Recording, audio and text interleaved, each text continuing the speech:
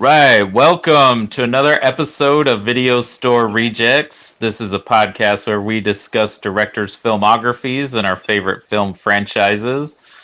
I'm your host, Cody House. With me, as usual, is my co-host, Chris Jacobs. He's our social media manager. Most of the awesome things you see on our Facebook page, it's courtesy of him, 99% of it.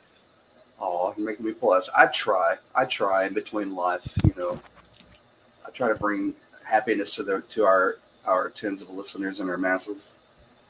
And we have a returning guest who was graciously agreed to come on and talk another Ridley Scott film, Kevin Pauly. Welcome back, sir. Hope you're enjoying your holiday. I am. It's always nice to have a day off. It's funny to me because my son now starts school before Labor Day. But for me as a kid, I don't know if it was the same for you guys in where you're at, but Labor Day was like that last weekend before school started.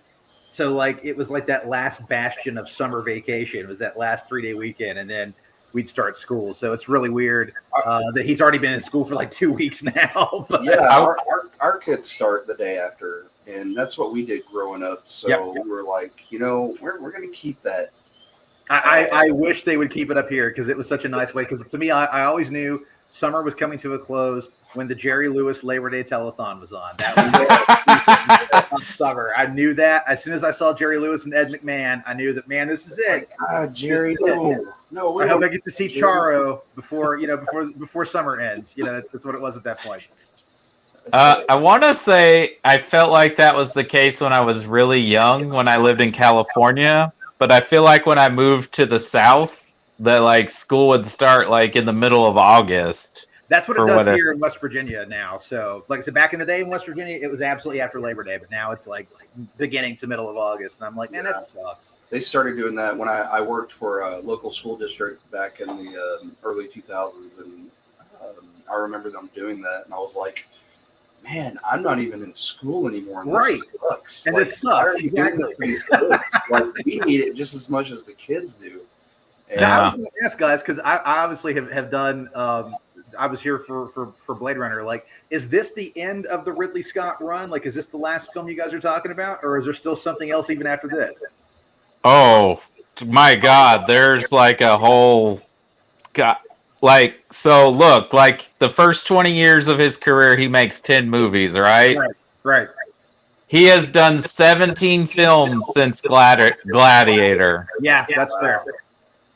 And we have... To be honest, I mean, I hate to say it, not all of them really need to be talked about. The less we say about Alien Covenant, the better. I'm just going to put that out there, guys. The less said, the better. Well, I feel like that's a compromised film in a lot of ways. I feel like that was like Ridley Scott, like, fine, I'll give you an Alien movie, but I also want to do my little weird, let's talk about God and creation and humans' place in the world, and let Michael Fassbender do whatever the hell he's doing on screen. God bless Michael Fassbender. He couldn't save that film. He could not. But I feel like that's the trajectory of Ridley Scott. There's some highs and then there's some really low lows. Like, yeah. And he kind of had that this past year. Like, The Last Duel was like a really well-made epic that did not do well. And I understand why it didn't do well. It's subject matter, where we are in society right now. Sure. It was almost like Kingdom of Heaven Part 2 for him, really. I mean, if you think about it, Kingdom of Heaven's an amazing film, especially the director's cut. And it just did not really find its audience. But now we talk about it as a really, one of the better films of his filmography, of the last half of his filmography. Yes, and then he did House of Gucci, which did really well financially, but is kind of just whatever of a movie. Yeah, but dude, it got Oscar nominations too, man. Like, that film was like a real return to form for him. It was like, that was kind of like his American Gangster Part 2, man. Like, it really was. The period piece that gets like top-notch actors, gets all the Oscar accolades. That's what happened, man. Yeah, but this movie comes right after Gladiator. I mean, he does Hannibal in between, which, whatever you think of that movie, it still was a financial hit for him. Dude, yeah, huge hit. Globally a huge hit. That was a big one. Yeah, but this one gets him a few accolades. He gets an Oscar nomination, even though the movie did not get a Best Picture nomination. So, what do you like about this movie, or what were you like? Yeah, that's the other one I'll talk about. I think for me, Black Hawk Down is a really interesting entry in his filmography because up until that point, Ridley Scott had never done like the war movie. Every great director has their war movie. He had never really done one on that level. So, from a technical standpoint, I really remember when I saw it in the theater, I was blown through the back of the theater by the visual effects, the sound editing, the sound design, like all those things that it got like nominations or wins for, really just work very well. It is a very well directed film. You can't deny any part of that. From a technical standpoint, it is a really well-directed film. Now, when I saw it, we were just talking before the recording, this was a movie that came out post 9/11. And Yes. it really hit differently then than it does watching it now. And honestly, if I had never seen the film until this past weekend when I rewatched it on HBO, I don't know that I would feel the same way about the film. I think it's a movie that the lens of time for me has been a little unkind to with regards to the story. The filming, the direction, like I said, the technical craftsmanship of that film, it still looks amazing now. It still sounds amazing now. And it's easily one of the best looking war films you'll ever see. Whatever decade, whatever war you want to pick, this movie is one of the best looking of its kind. There's no denying it. But watching it now in 2022, like 20 years after that film came out, basically, and the world that we live in now, it's a movie that feels a little too simplified, a little too jingoistic, and it really is a one-sided account of an issue that was a very multifaceted issue. I think that's where watching it, it made me laugh because I could spot all the British actors in the cast because they all had accents. Because that's what every British actor does when they're American. They're all Texan. So every single like Southern Texan style accent in the film, I knew Eric Bana, Jason Isaacs, Ewan McGregor. They've all got that Texas accent. So it's like, yep, you know who all the British actors are. And that was honestly really distracting for me this time watching it. It made me laugh out loud because it's just like, wow, that's the go-to. If you're a British actor, that's the go-to accent to hide that British accent. So that honestly was really distracting this time. But watching it, really, the story and the very one-sidedness of the issues in Somalia, which are, again, that is a multifaceted cultural thing. It's a little too rah, sis, boom, ba, yay, America.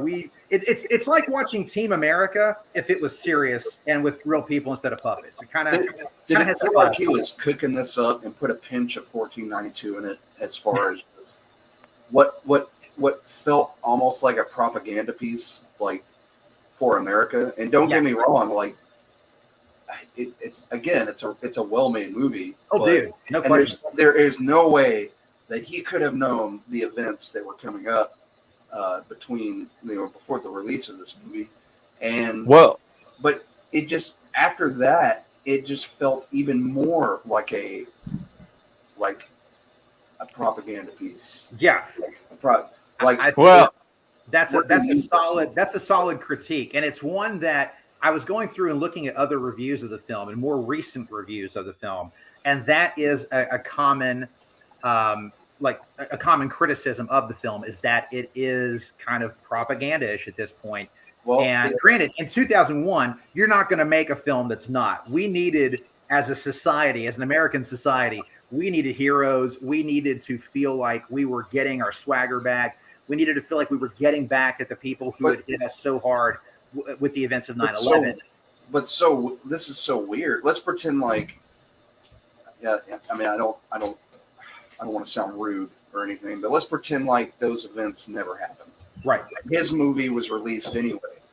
Would it still have felt? Because, he made this all prior to that happening. Right. Yeah, this film was already done. It was already based on something that had happened almost a decade before. Yep. So it was sort of like a film honoring these soldiers that were in that conflict and lost their lives.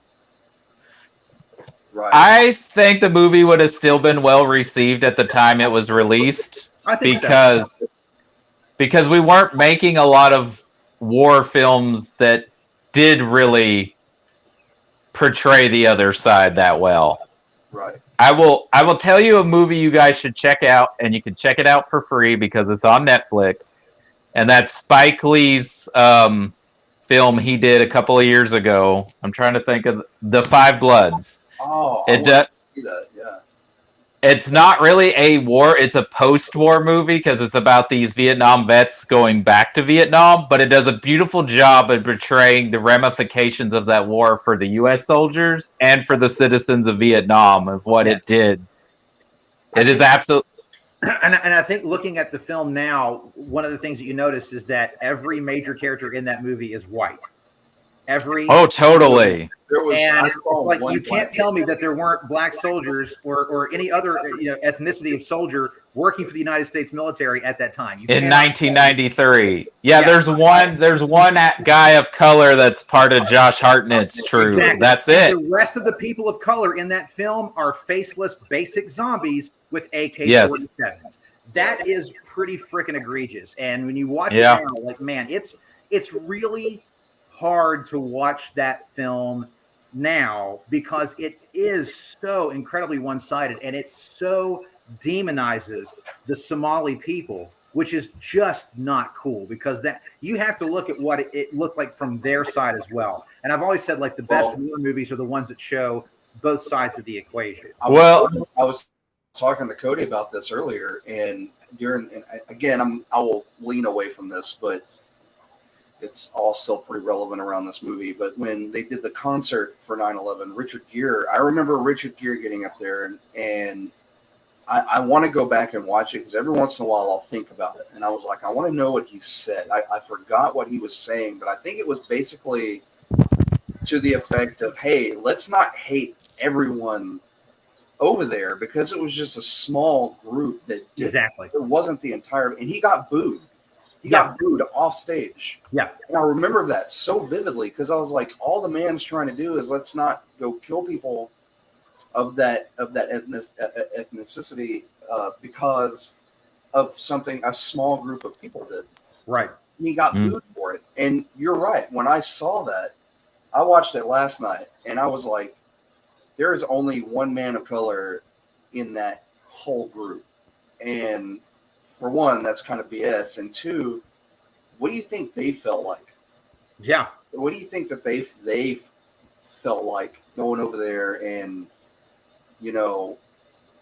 like the white people, it's one thing from their point of view, but you put a black man in that situation that it may hit a lot closer to home. Absolutely. Absolutely. And I, as a white dude, I can't even begin to understand what that would be like. We're not over there in Britain, like picking off white people. We're in another country of color. And, when you're of the same color, that's got to be something, that has to be different, dude. And again, those are interesting perspectives that you could take now.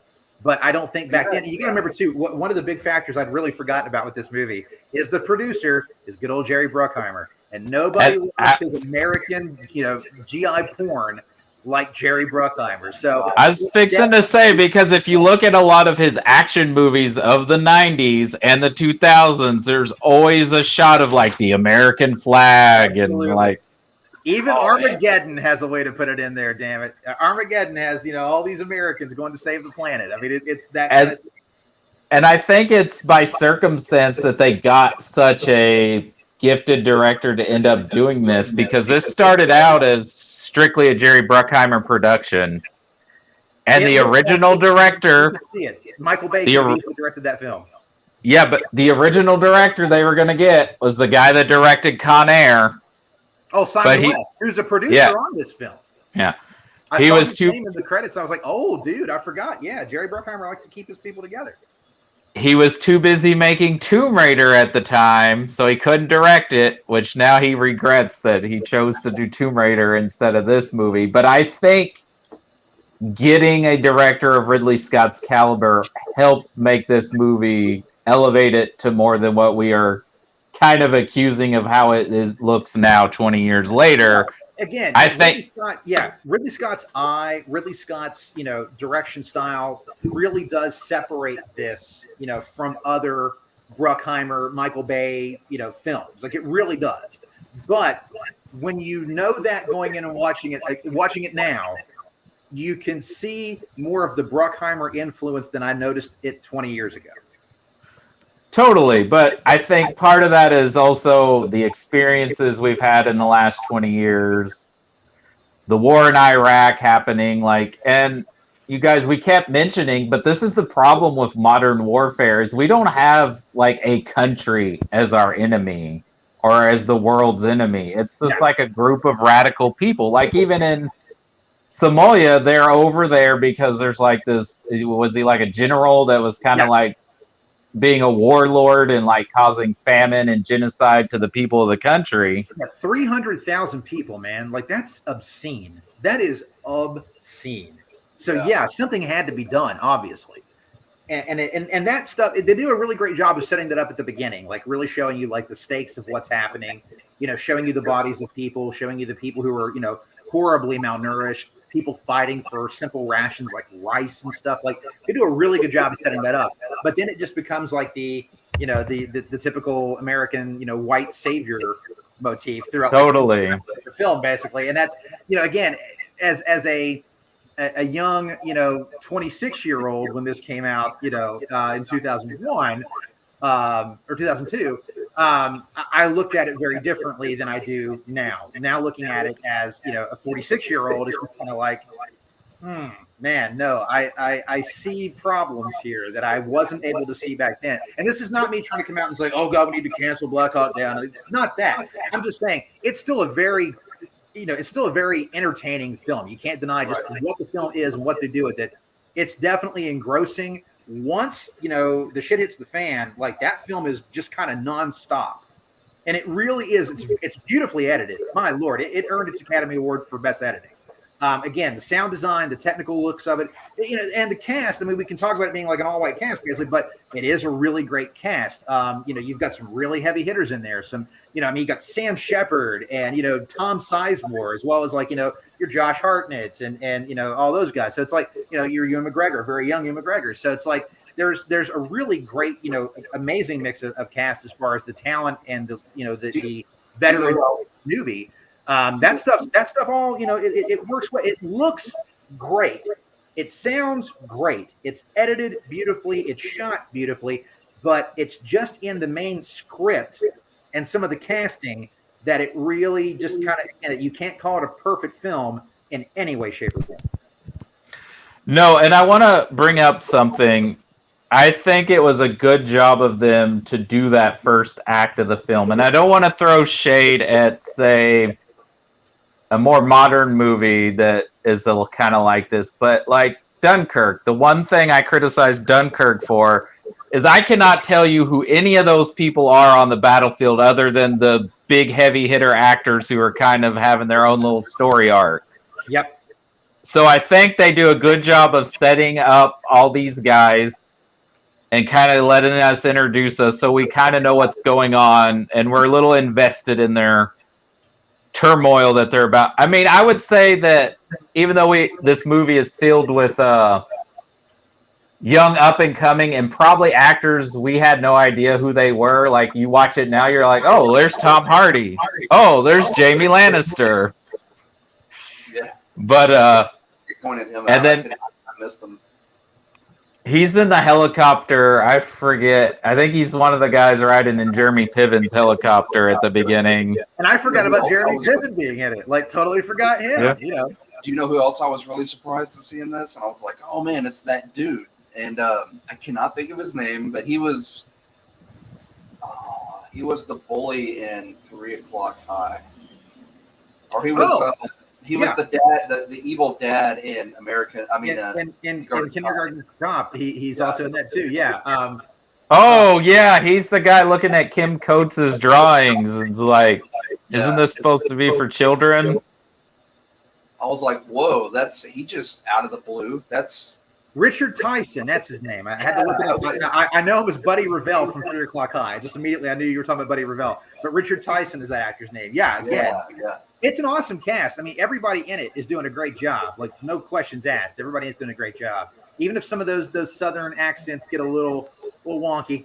Hearing that come out of Jason Isaacs, it's still weird.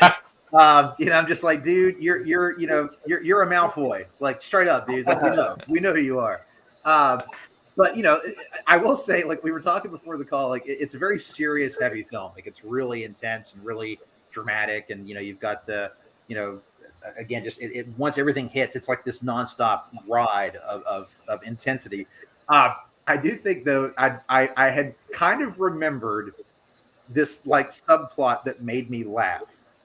And when watching it again, I'd forgotten all about Tom Hardy and Ewan Bremner, who get left behind, and they're just in this little outpost area with machine guns back to back, and they're just like, I think they forgot us. Like their whole adventure of getting back to the other team, with Tom Hardy deafening Ewan Bremner's character with that machine gun and stuff, and him having to yell, and they're like, shut up, you're gonna get us killed. Like, that actually makes me laugh. And it's not like I'm making fun of the situation. It's just, it is a little bit of brevity in this entirely dense, scary moment that actually you're just kind of like, oh God, I forgot about those dudes. How the hell are they going to get back? And it's just these two dudes with gigantic machine guns just trying to run through a town to find their guys to get a ride home. Like, it made me laugh. I had genuinely forgotten about it. And I was like, there was something about like Tom Hardy and some other, I couldn't remember the situation,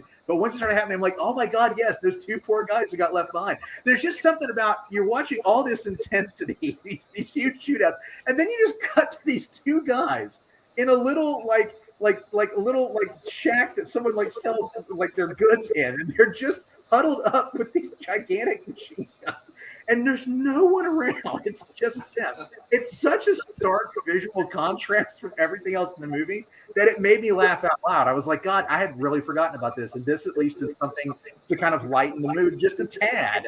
right. But God, I'd really forgotten how awesome that little subplot was. The sea line plot. It was just very funny to me. And that's Tom Hardy's first movie, and this is a much needed brevity to kind of like give you a moment of air to breathe, because once it hits, it's nonstop till the end. I still love too, like Tom Sizemore with his team when the guy's like, they're shooting at us, and he's like, we'll shoot back. Yeah.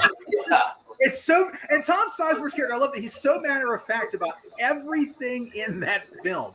There are people shooting at him. He gets shot in the neck, and everything is so matter of fact with him because it's not his first rodeo. Like, Tom Sizemore has so many like personal demons, and taking that aside, he really is great in Black Hawk Down, just like he was great in Saving Private Ryan. And man, look at Tom Sizemore in two of the best war movies ever made. Dude just had that gruff sergeant demeanor. But man, I really love his matter of fact delivery of everything in Black Hawk Down. Like, it's just, this is a guy who's seen it. He's not surprised by anything that happens. Basically, I really like his delivery. I'm going to circle back to him because I feel like a lot of these veteran actors that are in the movie have their own little moments. And there is a scene with Tom Sizemore with two of the superiors who always play either military or some sort of government agent guys that just sums up these type of movies and how being in middle management sucks. Yeah. But I'm going to say that in this movie, I think of this cast, there are three standout characters, and I guess they're kind of the characters we follow the most. And that's going to be Eric Bana, I think. Ewan McGregor. And oddly, maybe Josh Hartnett's best performance ever in a movie. Yeah, no, I would agree with that completely. Because they does a really nice job. He's really understated in that role, and I think that's why it's his best work. He's not trying to be emotive. He's not trying to swing for the fences, above his abilities or anything. He does a really great job of just being that normal dude who has just been given command of this team, like because of circumstances out of his control. He wasn't expecting it, wasn't signed up for it necessarily, but he has to go in and get the job done. And I love the fact that there's not like that big moment that you'd normally have in a Michael Bay film where he's trying to do some sort of rah-rah speech that we're going home and nobody's going to get. Yeah. There's never that moment. It's just, holy shit, let's just get here. Let's just get over there. Let's just get the hell out. This is where we need to go. Let's get there. And I really appreciate the fact that he's not being asked by Ridley Scott to be above his pay grade. He wasn't stood in front of an American flag with some music, like some right. And you really are kind of like watching it now is like kind of waiting for that moment to happen. And thank God it's not that blatant. But yeah, but no, I would agree on Hartnett's performance, and I would agree. Ewan McGregor does a great job with it. I love the fact that he's like the pencil pusher who complains about not getting the fight, and then he's like given the job, and he's kind of like, what now? He's well, like, I was gonna tomorrow. Like it's that whole thing of, oh, by the way, we're putting you in the war, and it's like, what? Whoa, hey, what now are we doing? Like that's pretty great. I was gonna say, I think each of them represent a different caricature we come to know in these type of movies. Yes. Josh Hartnett is obviously an idealist who buys that, oh, we're out here to do good, we're gonna do the right thing, we're here to help people. And then through this ordeal, he starts seeing like none of that matters. You know, this is chaos. It's, you know, it's not perfect, because the movie does do a decent job of like, well, is it our responsibility to be over here? Yeah. Doesn't the world have a responsibility, because, you know, the UN, to help people? But, you know, and there is that one scene with the captured pilot where the Somalian guy's like, you know, you guys think you can just come in here and spread your viewpoints to us and change our country. You know, it's the debate we always have when there's a world crisis somewhere.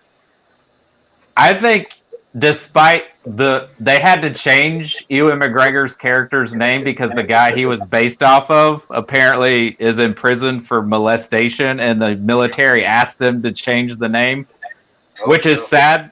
But Ewan McGregor's great because he plays that guy who complains about, oh, I never see combat. I never see combat. Why am I in the military? And if you talk to a lot of people who have served in the military, I guarantee you most of them say, like, after they've seen real combat, like, their viewpoints of being in the military are a lot different than it was when they signed up. Absolutely.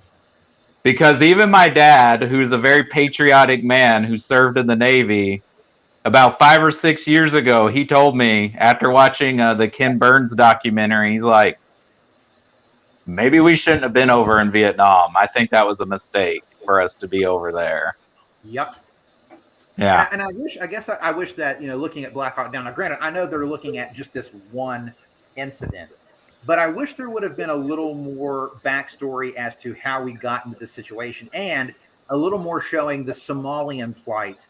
Absolutely. They're really great, you know, wonderful people who are dealing with this pocket of warlord assholes. That this is not indicative of all the Somalians. This is not what they're all like. And instead, it just looks like every single Somalian has a gun and is out to shoot these poor, you know, hapless American soldiers who are just trying to do good. Like it's a little too on the nose on some of that stuff. And again, the thing about war is it's never one side, with the exception of like absolutely. With the exception of the Nazis, war is never one-sided. There are two sides to it, and this film could have done a little more of that, especially at the beginning.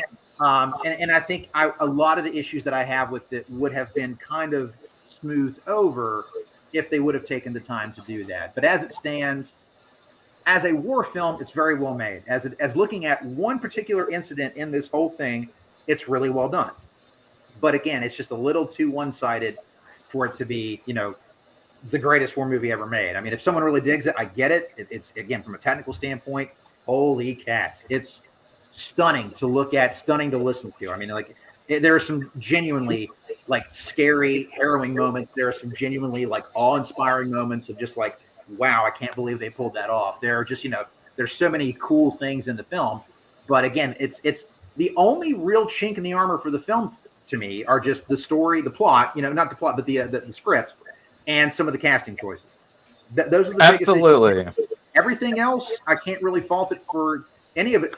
On a technical level, it's damn near perfect. Let's put it that way. On a technical level, damn near perfect. I'm gonna say though. Go ahead. Go ahead, Chris. Oh, I was gonna say I do really like Eric Bana, and I think it is a star-making role for him because he plays, I guess, the realist soldier. And it's like, hey, man, none of this shit matters once bullets hit the ground. It's chaos. You just got to try and get out alive and save as many of your team as you can. It's just that.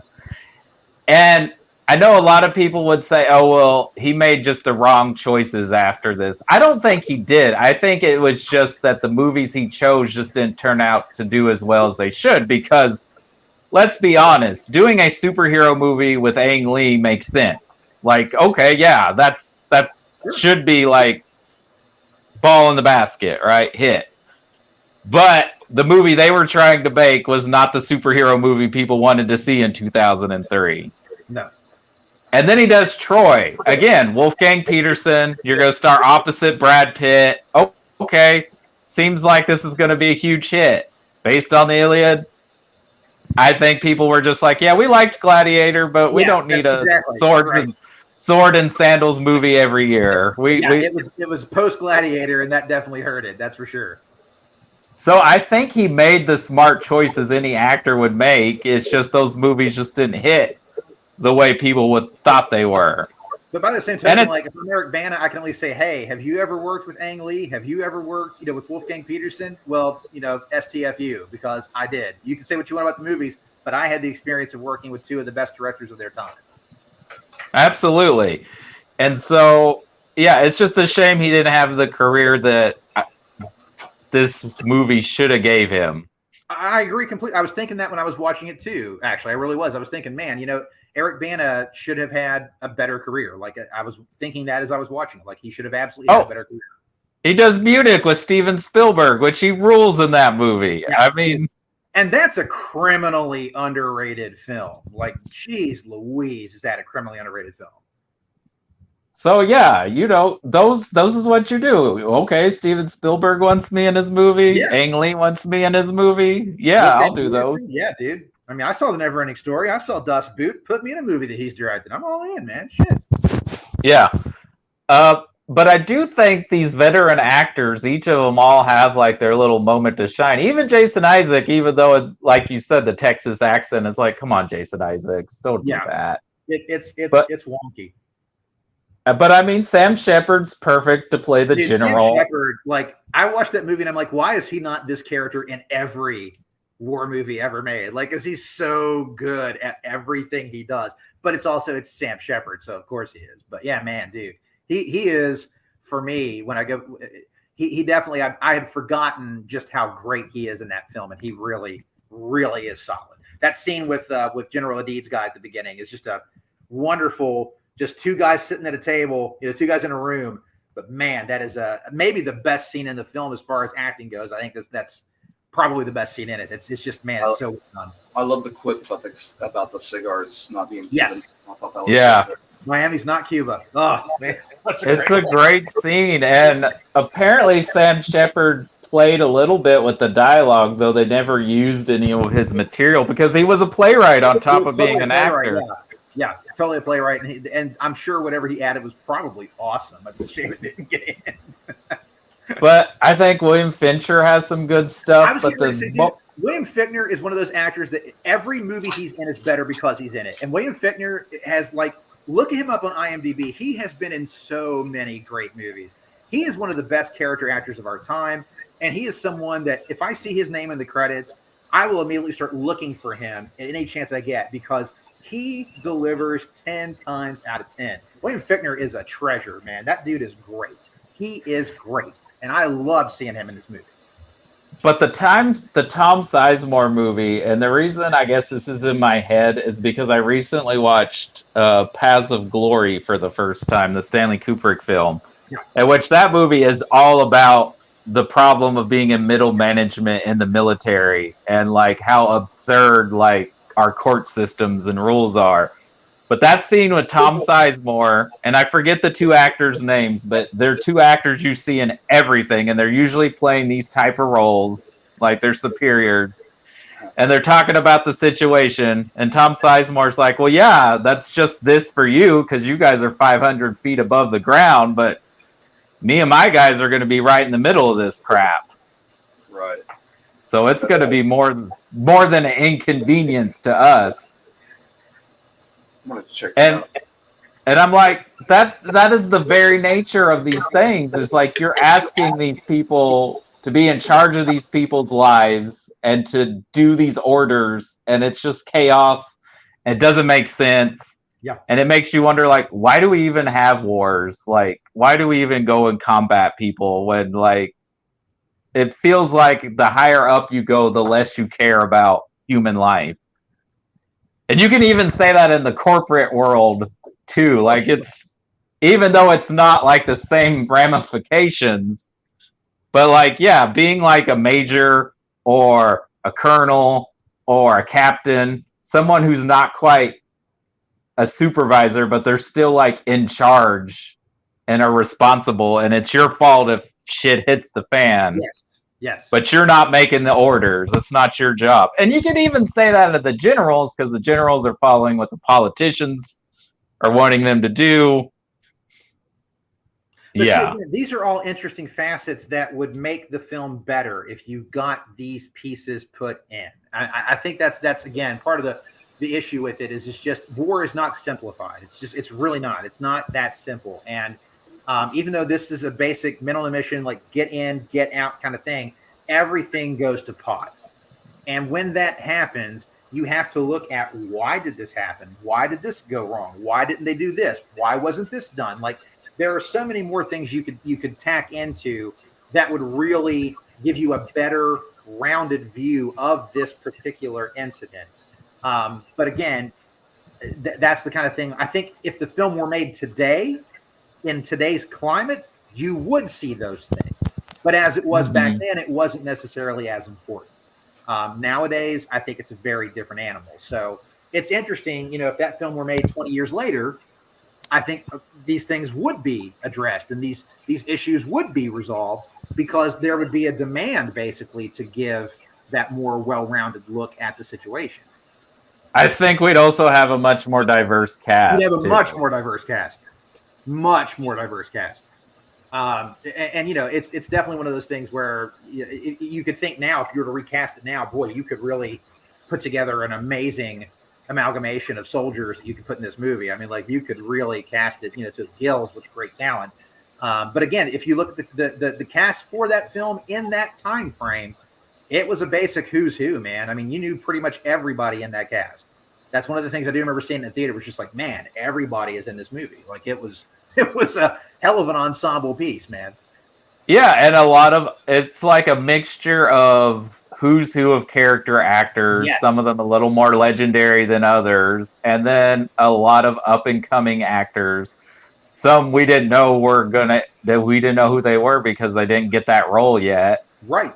Nobody knew who Tom Hardy was when that film was made. I mean, nobody knew who he was at all. And yet now, of course, Tom Hardy is one of the biggest names on the planet. So, Yeah, he's probably arguably a bigger actor than Josh Hartnett or Orlando Bloom is, even though they were more popular in 2001. Well, sure. Orlando Bloom had that run, man, of the Lord of the Rings trilogy and the Pirates of the Caribbean films. Like, he couldn't really do any wrong, man. He was the it guy. He really was.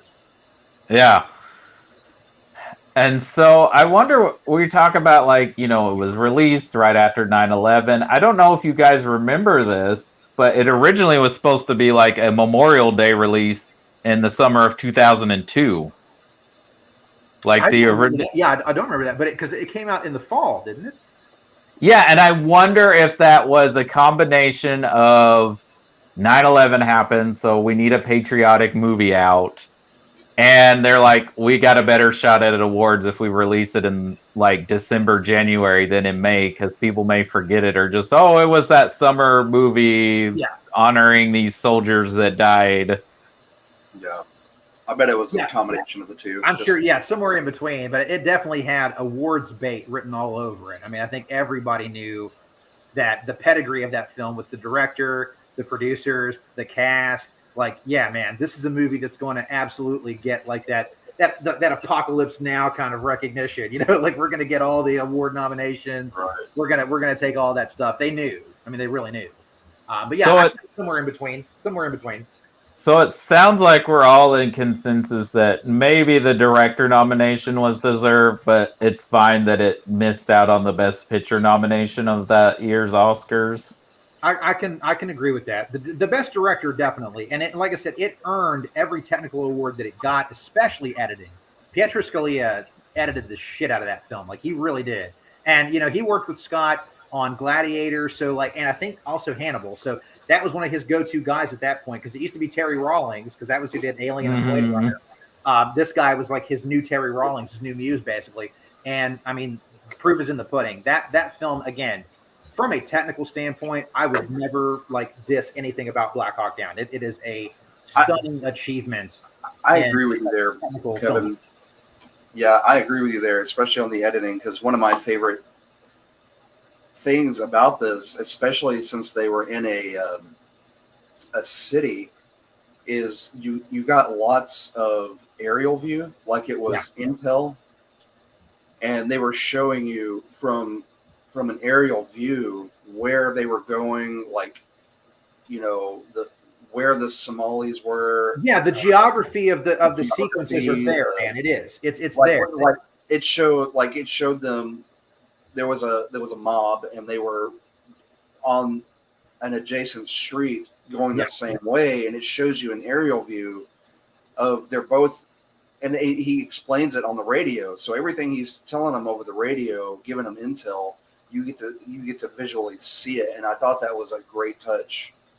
Oh yeah, so, and even like the aerial, you really get a feel for how claustrophobic it is. Like, these are very narrow streets, man. They are not wide. It is not a big 4-lane road. It is a narrow path that is easy to get choked with people or debris or whatever. And it really does a good job of showing like how the guys in the Humvees are like, you know, they're sitting ducks, man. They are absolute sitting ducks. Even though this military may not be at the same level as our guys, when you're at that kind of vantage point, I mean, let's be honest, they had the high ground before Obi-Wan did. Just putting it out there, we might as well go ahead and get that elephant out of the room. They had the high ground, and they took advantage of it. And you see really quick just how easy it is for this top-notch military to get caught in a situation that they just can't get out of. And a lot of it is almost like a numbers game at that point. You've got a small team of guys, and you've got this huge mob coming after you. They do a really good job of showing those things. And again, the geography of the action sequences, always well done. You can always tell what you're looking at. I love some of the editing choices where, like, when you see the helicopter crash and the camera zooming in on it and it turns into the screen at the base. It's the exact same shot, but you're seeing it now how the military guys are seeing it through the video screen. It's a simple trick, but it's really effective, man. Like, because it shows you what they're seeing on the ground and how they're looking at it from this far away vantage point. It's the same shot, but two different perspectives. And I really dig that kind of work. There's some really great stuff in it, man. I mean, like I said, I think for me, is it the strongest film in Ridley Scott's repertoire? No, not even close. But from a technical standpoint, it's got to be in the discussion for like on a just a technical nature. It's got to be probably in his top 5 from a technical standpoint. Yeah, I think it is, and he's apparently as proud of this film. He considers it one of his better films in his mind. Well, I mean, hey, look at all the accolades it got him. I totally get it. It made great bank, lots of award nominations, lots of wins. He was definitely, you know, it felt like, you know, he definitely had his swagger behind the camera, man. There's no question there. Ridley Scott, you know, when he's on, there's no better eye in the game, man. There really isn't. Like when he is on, when he is in the zone, there's really nobody better behind a camera I would want. I mean, he is a top tier director on that level. Yeah, so I don't think he ever was gonna win Best Director for this one. And part of that is because the film wasn't nominated for Best Picture. So that hardly ever happens unless some weird circumstance the movie that wins Best Picture didn't get a director nomination. Yeah.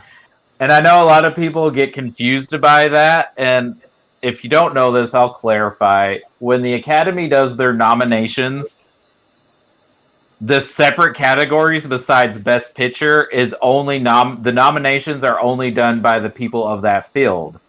So for when they do Best Director, it's only directors nominating directors. So that's why in that year you see Ridley Scott and David Lynch both getting a director nomination, even though Black Hawk Down and Mulholland Drive were not part of the Best Picture race.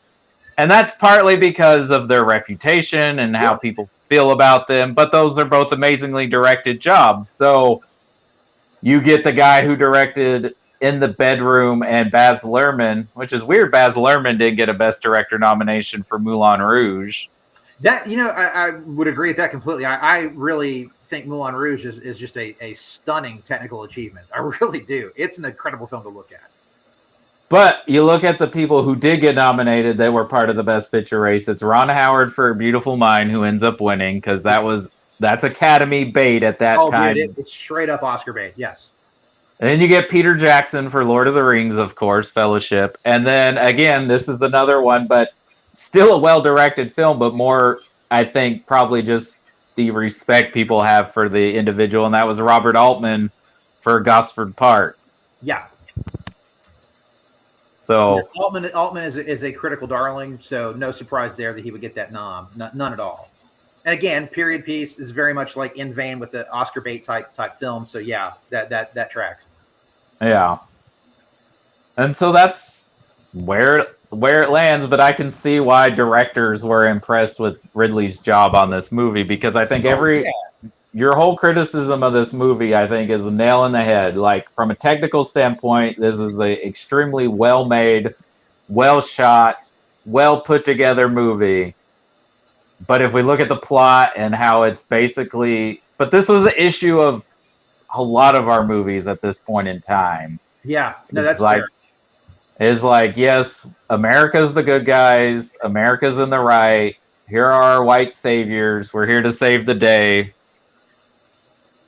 It's just the nature of the business. But it's fine for us to go back and be like, yeah, they should have done a better job of portraying the other side of the Somalians and showing the Somalian citizens and not just the warlords, yes. Because there were people being affected by this situation and dying and starving to death. And there was a lot more going on. It wasn't just gun-toting soldiers. Well, and you have to think, too, like you see some parts at the end with the mob of Somalians. Not all of them are armed at that point. But, you have to understand, too, these people were being told, these Americans are the reason you're not getting food. These Americans are the reason that this is all happening. They were poisoned against us by the very regime that was absolutely holding them down under their thumb. And so, again, that's a perspective that really changes that mob scene at the end, where people are very upset, watching these guys get pulled out and their bodies are being paraded. And granted, when that really happened in real time, seeing that on the news, one of the craziest things you've ever seen. But you don't have the perspective, the full perspective of why this happened. Right, wrong, or indifferent doesn't matter. You're only seeing this one, like, again, very, very jingoistic side of it, not seeing the side of it from the people who were involved in that skirmish as well. At the end of the day, hindsight's 2020. We can all go back and say, yeah, man, you could totally improve this movie by doing this thing. We could do this all day with any number of films, especially films from that time period, and especially war films. It's easy to do. Mm-hmm. I guess for me, it's when you're looking at Black Hawk Down, you kind of have to look at it in the lens of 2001, 2002, as to, it's a product of its time. Absolutely. That's something it was really eye-opening for me to rewatch it now. Who I am now and who I was then are two very different people. And so it was really interesting watching it now and seeing how differently, how it hits different. It really does. It hits very different now. I completely agree. And Chris, you were telling a story about seeing this with two of your friends at the time, and you guys had just graduated high school, and that they ended up joining the military partly because they saw this movie. And apparently, and I guess we can take this with a grain of salt, because I think it was the American Sniper guy that said this, but that they would show this movie before gearing people up for basic training. Yeah, Yeah, I had two really good friends growing up, and they were cousins, Robert Scallon and Sam Scallon, and their family, they came from a long line of Marines. Yeah. So I felt that it was partly what happened with 9/11, partly this movie, because Sam now flies Black Hawk helicopters. And he told me, I mean, I heard it from his mouth. I was like, yeah, this movie, I kind of credit this movie into pushing me, through to join, because I was in the living room that night when the recruiter came to his house. Like, he was like, hey, stay and listen to the recruiter with me. And, at the time I was leaning into being a fireman. My granddad was the fire chief in Rusk, and he was like, I'll write you a letter of recommendation. And I decided to go to college instead. But yeah, I remember it was kind of a push. Like, I remember, because I was working at Berkshire's in Rusk at the time, our local grocery store, and I remember the morning it happened, and one of the first words that came out of a lady's mouth, who was the cashier that I worked with, she looked at me and said, "Oh, well, get ready, because you're probably going to be drafted." She was like, "I can see them bringing the draft back for this." And I could probably, the color in my face probably left, because I was like, I don't want to do that. Yeah. That's not what I want to do, And with my young adult life, this is not how I want to end my school, and before my adulthood starts. And not to sound unpatriotic, but it just wasn't my cup of tea, And but yeah, this movie, again, when I look at it as a propaganda piece, that's what it felt like. I mean,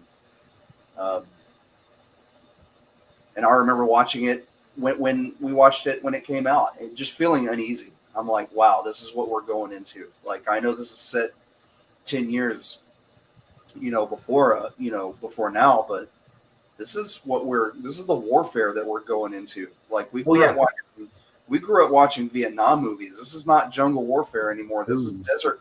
This is desert warfare. This is one of the first movies I remember just paying attention to when they changed the uniforms. What do you call them? What are they? Are they BDUs or whatever they're called? Well, also, we didn't have a lot of movies at this point about films in our lifetime, right? We're not old enough to remember Vietnam, which, Kevin, I think even by the time you were born, Vietnam was over. Yeah. I was born at the very end of '75, and at that point, yeah, it was done. Yeah. So I think this is one of the first ones about something in our lifetime. Like, I know there was Courage Under Fire, which is based on, but that was like more about that soldier. Yeah. And then Three Kings, which is just a backdrop that it's taking place during the Gulf War. It's not really a Gulf War movie. It's not a Gulf War movie. Yeah, you're right. It's just the location it happens to be, which is a fun movie, by the way. That's actually a fun movie. And that's my issue with war movies in general. And I don't think when I was younger I kind of got that. I was just like, okay, this is just a movie about the troops and what their sacrifice and like all of that.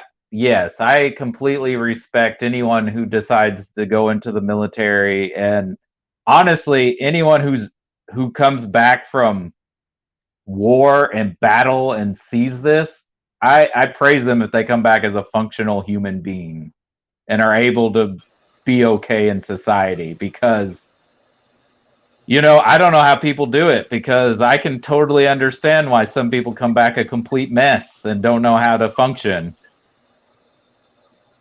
Yeah, I think the best war movie of that time that really does the thing you're talking about is The Hurt Locker.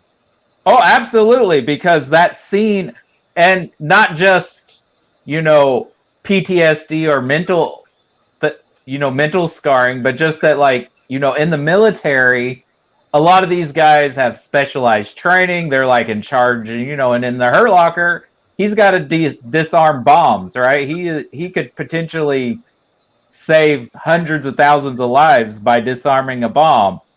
And then he's at home and he's like, I don't care what effing cereal you guys want to eat. Like, like this means nothing.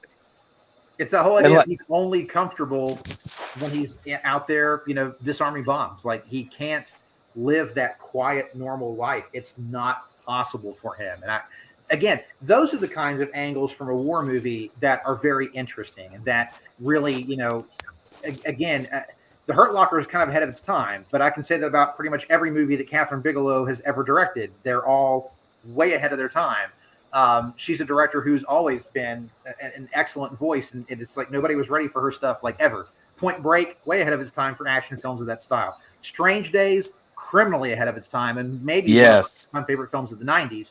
The Hurt Locker, like Near Dark, nobody was ready for that film when it came out. I mean, like, seriously, she's like like John Carpenter. Like, her work is like never appreciated in the time that it comes out, with the exception of the fact that The Hurt Locker did get the Academy Award, over Avatar, over her ex-husband, which was a big deal. And it earned it. It really earned it. So again, I think The Hurt Locker is almost a war film ahead of its time, as far as being at the impact of war. It's not just as simple as go in, shoot the bad guys, and get out. There are things that people bring home with them that nobody wants to talk about. That's why I like movies like Born on the 4th of July, and we're rewatching. We are rewatching Band of Brothers, and they touch on it quite a bit. And it's shell shock. It's the PTSD that you get, and it's the not wanting to get up and cowering into a ball and crying your eyes out in the middle of a battle because you just you're wetting yourself, and those are the things that they failed to show you in a lot of previous war movies. Not to get on a side. Sorry, it brought something up. So not to get on a side tangent, but this is definitely a thing we swept under the rug forever. It's not like Vietnam was the first time people had PTSD and were unable to, go back home and function. There's a lot of that after World War II, and that's why, like, there's a dark underbelly of the 1950s post World War II that we tend to not think happened. And I think that's why, like, noir movies did so well, because, like, there were a lot of guys that came back from World War II messed up. World War I, too, if you guys remember, that's why they tried to create the UN in the first place after World War I, was like they wanted to try and not have that type of situation happen again. Right. And then we could argue for the rest of the day about, like, the ramifications of different countries and our own country and governments and getting us. You had World War in the 50s. You had the same thing that happened after Vietnam. You had a lot of vets coming back and becoming heroin addicts and trying to deal with their issues, and alcoholics and things that people weren't ready for. And like Cody said, it just got swept under the rug. And the same thing happened after Vietnam. You come back, they created a lot of addicts that had to deal with their PTSD in some way. And it created a huge mess. And then it's still going on today. We still have vets coming home, and they're not taking care of them. I have a good friend whose dad was in Vietnam, and he still, to this day, has issues with the VA, like getting stuff done and keeping him alive and keeping his health up. And they have done little, to actually help. I mean, it's a mess. Like, the system is a mess. Mm-hmm. The system is a mess, and we can't take care of our own vets, and we haven't been able to do so after every major conflict. All this. Actually, anyone who's ever gone over there, they should be given any benefits that could be given to any individual, because they did the ultimate thing, and if they survive that at all, they should be given every benefit in the world imagined to them as a thank you. Absolutely. That shouldn't even be like a debated thing. Like it just really shouldn't. And yet, unfortunately, it is. And Lindsay sent this to me, and there's a documentary that I highly recommend. It's one of the best I've ever seen as far as a war documentary, and it's the one that Peter Jackson did in 2018 called We Shall Not. Oh yes, that was phenomenal. yes, that was amazing, and they actually and good on the British people and New Zealand for doing, and Australia for doing this, is going back then and recording interviews with their vets to keep on file, to preserve. Exactly. And I'm pretty sure that there are groups that did the same thing with World War II vets. Again, there are brothers but being able to take that from that audio and that footage and clean it up and slow it down and to make it look real was just it was amazing. Incredible. But they talk about the PTSD and they show you why they had the PTSD. And gotta think of World War I, they're in like trenches and like under, in the dirt, trying not to get blown up and freeze to death. You had the introduction of machine guns, you had the introduction of chemical warfare, you had the introduction of mechanical warfare with tanks, you had the introduction of air warfare with early planes. I mean, it was the introduction of a global war. I mean, where everybody is involved. Like that had never been done. Hence why it was called the Great War. No one had ever seen anything like it. Unfortunately, my computer is going to die soon, so I wanted to see if we wanted to go into a wrap up. Oh, let's wrap it up then. So, before we get to ratings, is there anything else about the movie or an actor we didn't shine on that you think deserves it? I think we've hit all the main points. Again, it definitely, we can say what we want about the color gradient of the cast, but you can't deny the talent of the cast that's in that film. Right. All right. So if you think this is one of his best, it's a masterpiece. Is this a work of art? Is it entertaining? Well, entertaining is a weird word for this movie. Is it a solid movie that does its job, hits its marks? Is it constructionally sound?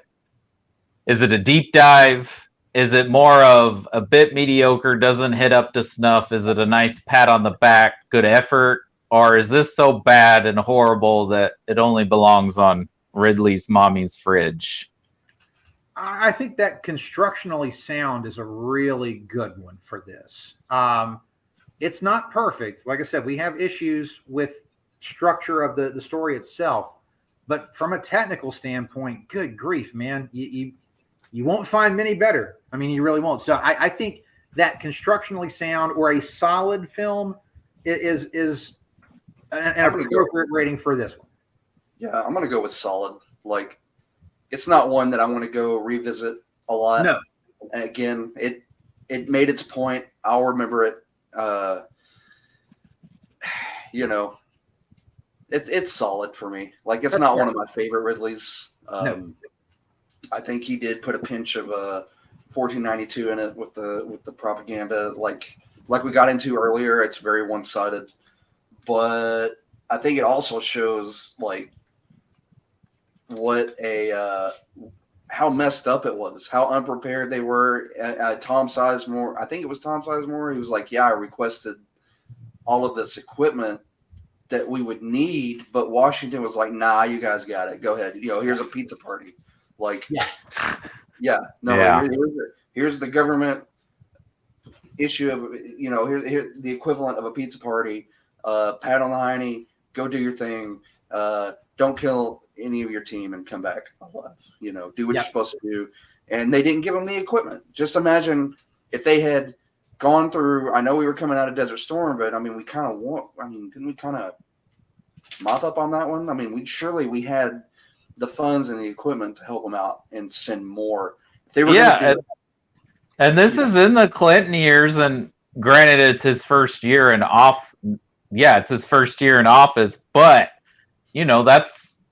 the most financially well we were as a country. Yeah. Right. And It's still to the yeah, I think the film is definitely an interesting like time capsule of not only of the event that it's talking about, which was about 10 years prior, but of the time itself. You know, like where we were as a country in the early 2000s after 9/11. It's just an interesting little time capsule. Like I don't have a need to reopen it anytime soon. I'm glad we did, to discuss this, but it's definitely not, when I'm thinking of Ridley Scott, it's not the first film I think of. It's one of the last films I'll honestly think of when I think of Ridley Scott. So I think your guys' ratings is correct, especially because I think at the time it comes out, it was just at the time we all had our blinders on because we all just had 9/11. So we are all definitely more patriotic feeling of like, yeah, America. But, in the 20 years time, we've had the post-Bush administration, the ugliness that was there, but we didn't maybe know was in the deepest, darkest crevices of people we knew with the Obama administration. And then we just, went through the Trump and the Iraq war and Afghanistan. I think this movie definitely gets a little tarred from all that. I think on a technical standpoint, it's a work of art, but I think it definitely is more of that constructually sound as a film, story-wise. I do think, though, if you were going to make a Hall of Fame of Ridley Scott movies, that this probably would still get in there. Like, this would still probably make the list. If we're talking technical, yes. Yes, I would say so. But am I going to ever watch it like I would watch Blade Runner or Alien or, Black Rain even? No, most likely not. True, and I think that's fair, but that's also just the nature of these type of movies. Sure, too. It's the nature of the type of war film, absolutely. But I would agree. Yeah, on a technical standpoint, it's like I said, it's in its top 5 easily. Like from a technical standpoint, yes, but from the overall story it tells and stuff, I can't put it up in the top pantheon. But it would be in the middle. Like it wouldn't be at the bottom of the list. It's nowhere near those films. But I'd say in that middle range to high is where I'd probably put it. I think this does hold up better than G.I. Jane because we watched that a few months ago. Sure. Just because it's a little bit more well directed and probably a stronger script, even despite its issues now. But yeah, it's definitely moved down for me because I think this used to be like a top 5 movie for me, and it's probably closer to like the number 9 or number 10 spot for me now. That's a solid place for it. That's a solid place for it. But thank you for the time to discuss on this because it was nice to revisit it because again it reminds you of that, you can, films grow with you sometimes, and sometimes they don't grow in the way that you think they're going to, and sometimes you look at them from a different perspective because you're older, you're wiser, you've seen more things in life, and how something hit you back then and how it hits you now are two totally different things. This is a living, breathing example of it for me, man. Yeah, but there's also movies that come out on the other side too. Like sometimes you see a movie that you saw 20 years ago and you're like, I don't like that. And then you watch it again and you're like, oh my God, this movie is like, why did I not like this movie that much when I watched it the first time? Look at every critic with Blade Runner and John Carpenter's The Thing. Yep. Yeah, and I'll give their audiences way later, And I'll give you an example with Eric Bana. I much like the Ang Lee Hulk movie more than I did when I saw it when it came out in 2003, because now I'm like, well, why aren't more comic book movies like this? And I'm not trying to diss on comic book movies, but I can definitely get the criticism of why people feel like those movies feel a little generic at this point in time. Yeah, the Ang Lee's Hulk does do some different things. It does. It's a little on the nose with its comic book panel stuff a few times, but and I have issues with it. Just if you know the history of the Hulk, there are just issues in that script. But for what it is, again, it's definitely different. I mean, you can't accuse it of being a cut and paste comic book film because it's not that. It gets very existential towards the end. Oh, totally. Whoa. So yeah, is it the film that I wanted? No. But is it a horrible film? No, it's not. There are things in it I like, but overall, it's a rough one. But Uh, here or there. But it is one of those movies that I would agree people look more favorably on it now than they did then. I think that's a fair assessment, and I think there are certain films that do that. I think it's interesting, looking at a film like Black Hawk Down because of war being such a a horrifying thing. How you look at a film that talks about it, and again, looking at how it talks about it in the time that it was made versus the time now. Again, that's kind of interesting to me. It really is. And it was an experience to go back and rewatch this. There are definitely the things I remembered liking, and understandably so, especially again the technical side of it. But it's just like I said, it's interesting, and it definitely goes to show one thing you can say about Ridley Scott is he's not a cookie cutter director. He is all over the place. He picks projects that are all over the place, man. Science fiction, biblical epics, war films. Like he's definitely not afraid to take chances, to take risks. And I think, as a director, you got to give him props for that. I may not like a lot of his most recent films, but it's at least cool that he's still trying to do new things, and he's still trying to, I guess for his own sake, just trying to try new stuff to keep himself feeling fresh and keep himself feeling relevant. And I think there's at least, you got to give him props for that. And again, when it comes to war films, when we're talking technical achievement, there are a few that you can put above Black Hawk Down. Agreed. And I think that's what keeps him working, even if he sometimes feels like more of a director for hire than some of his other counterparts. But I think he does that to finance the movies he really wants to make. To make the ones he wants to make. Absolutely. Yeah. Well, thank you so much for coming on and agreeing. Guys. Oh, appreciate it. Always. And talking this movie, it's interesting. Everybody sort of had a similar experience watching it. Yes. And I appreciate you agreeing to tackle another movie because it's a lot of movies, and everyone, I think, feels like everyone wanted maybe only 3 movies, and then everyone else is like, oh, he also directed all this stuff. Yeah, that's fair. Well, thank you again for the time. And again, I always love to come talk shop with you guys. It's always a blast. Yeah. And again, let us know on Real Genius too. So. Oh, dude, I'm all about. You want to talk Real Genius anytime, man. Anytime, I'm in. I'm your guy. We'll pencil that in. Well, enjoy the rest of your holiday, your day off, and take care and stay safe. And we always appreciate you coming on. We'll have just our spooky season stuff this next weekend. I'm not sure yet what movies we're going to cover. Chris, do you want to make a decision, or you want to see what Nick wants to do this week? I guess let's see what I know. Kind of what I want to watch. I'd like to do the brain fart. The second option that you mentioned.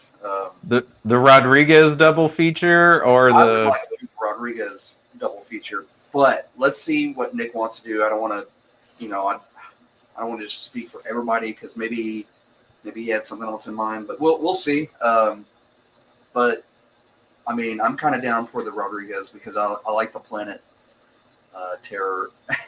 Okay. I like the Grindhouse films, so. Yeah, that'd be fun to revisit. Well, let's see if we can get a decision either made today or tomorrow. That way, we're not all watching something at the last minute for the weekend. Right. And I'll post it on, whatever we decide. I'll make a post, and I'm gonna get back into doing those. I know I'd make a post a day or two ahead of time about what we were going to discuss, and I just kind of fell out. I got busy. But I will start doing that again. I'm going to try to start doing our little announcements and stuff, at least by midweek, so people have an idea if you are following along.